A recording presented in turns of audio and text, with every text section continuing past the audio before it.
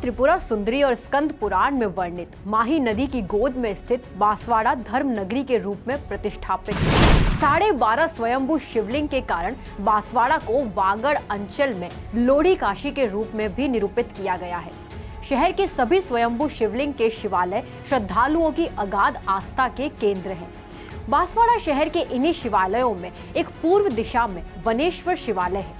कागदी नदी के किनारे अवस्थित वनेश्वर बांसवाड़ा के रक्षक के रूप में विख्यात है। इसकी सबसे बड़ी विशेषता यही है कि यहाँ शिवलिंग अंडाकार नहीं है और शिवलिंग पर गाय के खूर का निशान है। वनेश्वर शिवालय में स्वयंभू शिवलिंग है। परिसर में 3 स्वयंभू शिवलिंग है। इसमें वनेश्वर, धनेश्वर और नीलकंठ शिवालय भी है। महाशिवरात्रि और मनसा व्रत चौथ के दिन यहाँ मेला भरता है। वनेश्वर मंदिर के निर्माण को लेकर 2 मान्यताएं प्रचलित हैं।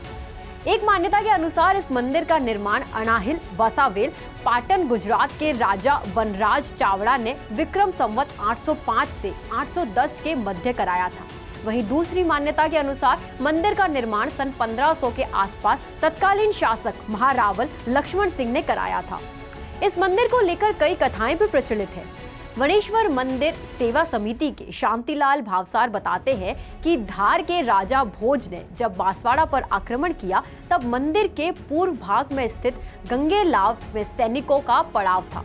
तत्कालीन शासक भगवान वनेश्वर के अनन्य भक्त थे। उन्होंने भगवान वनेश्वर से अपनी और प्रजा की सुरक्षा की प्रार्थना की। भगवान ने अपने भक्त की प्रार्थना सुनी। एकाएक मंदिर में भंवरों का झुंड निकला और गंगेलाव में ठहरी सेना पर टूट पड़ा। भंवरों के दंश ने सैनिक व्याकुल हो उठे। इस घटना की जानकारी धार के राजा भोज तक पहुंची तो उन्होंने क्षमा मांगी। उन्होंने बांसवाड़ा पर आक्रमण नहीं करने का संकल्प लिया तो भंवरे लुप्त हो गए। मंदिर के पुजारी नागेश शर्मा बताते हैं, यह मंदिर रियासत काल से बना हुआ है। यहाँ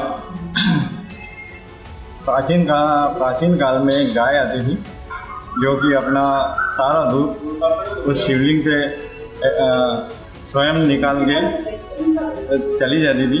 एक बार किसी ने देखा तो उसको गाय को उसने मारने की कोशिश की तो गाय जैसे ही भागी तो उसका एक पैर शिवलिंग के ऊपर गिर गया।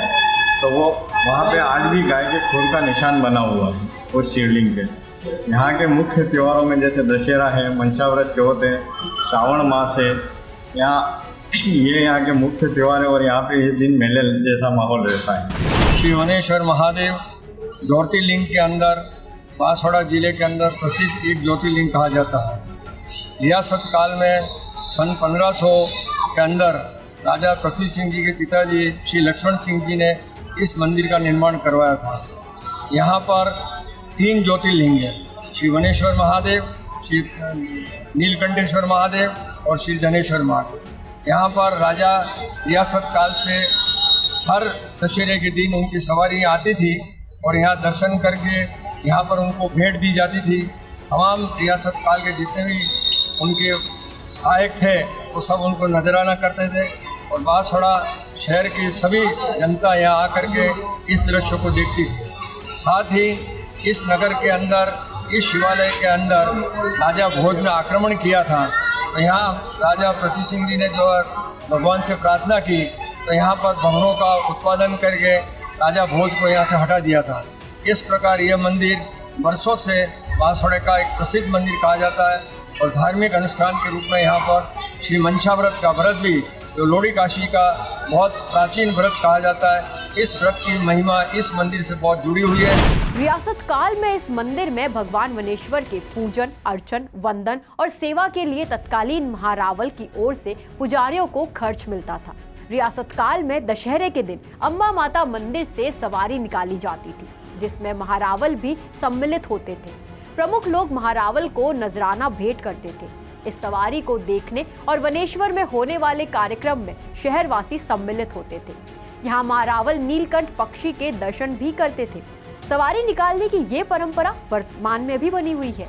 देव प्रबोधनी एकादशी पर शहर के 12.5 शिवलिंगों की परिक्रमा यात्रा वनेश्वर मंदिर से आरंभ होकर यही समाप्त होती है।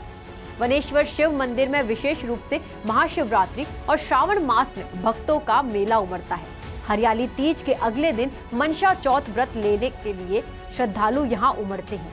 दीपावली के बाद आने वाली चतुर्थी पर श्रद्धालु व्रत का उद्यापन भी इसी मंदिर परिसर में करते हैं और अपने आराध्य भगवान बनेश्वर को मोदकों का भोग अर्पित करते हैं। श्रावण माह में प्रतिदिन मंदिर में भगवान का अलग अलग प्रकार से श्रृंगार किया जाता है। वर्तमान में ये मंदिर देवस्थान विभाग के प्रत्यक्ष प्रभार के मंदिरों में एक है। इस तरह की और वीडियो देखने के लिए हमारे YouTube चैनल को सब्सक्राइब करें और बेल आइकन को दबाना ना भूलें। यदि आप हमारा वीडियो Facebook पर देख रहे हैं तो पेज को लाइक और फॉलो जरूर करें। हमारे अन्य सोशल मीडिया पेजेस से भी जुड़ें।